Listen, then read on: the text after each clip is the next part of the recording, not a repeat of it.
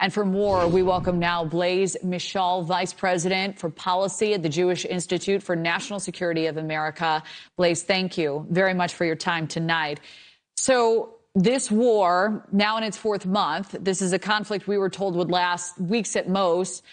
Gas and oil prices, they're being impacted. The president's saying we're going to leave quickly one way or another, implying leaving with a deal or, quote, leaving the very tough way.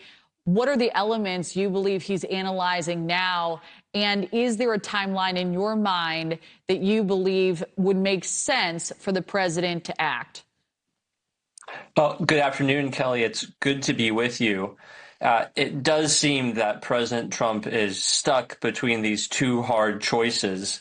On the one hand, accepting a deal that doesn't seem to be coming together, at least not on the terms that the United States would want to accept, a deal that would be significantly stronger than what we had in 2015 with the Joint Comprehensive Plan of Action. It doesn't seem like we're able to get Iran to agree to our terms. And on the other hand, the prospect of going back to war and the possibility of further damage to our allies and partners in the Gulf and Israel, and also to gasoline prices, oil prices, and the economy. So those are two hard choices that the president seems to be trying to choose between and remaining stuck, unable to choose either option. At this point, I would say after we've been in negotiations for 2 months, after we've had a blockade on Iranian oil exports for 2 months, and we haven't seen any progress on diplomacy. We haven't seen any softening of the Iranian position. In fact, we're seeing Iran return to aggression with those attacks yesterday that you highlighted. We had attacks earlier this week.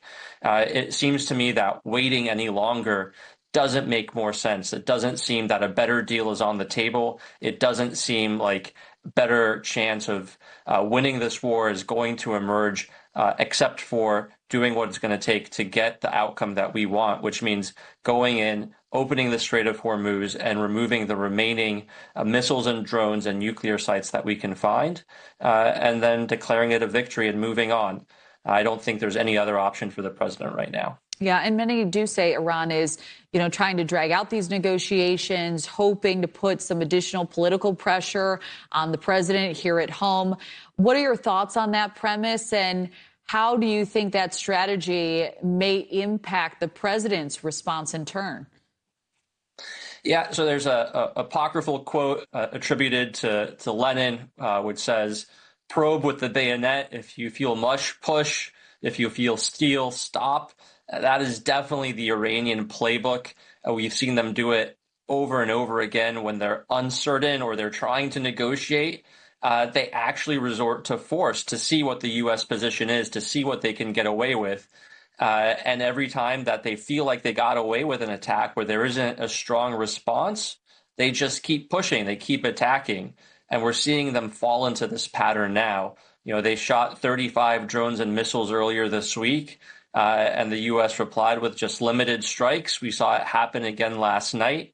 And I think they are interpreting that as U.S. weakness, as president being unwilling to go back to war. And so they think they have the stronger hand. They think that by continuing to launch new attacks, by continuing to play for time, they can push the United States to accept an even weaker deal. And I think that, what we've seen from this president is ultimately at some point he decides that enough is enough.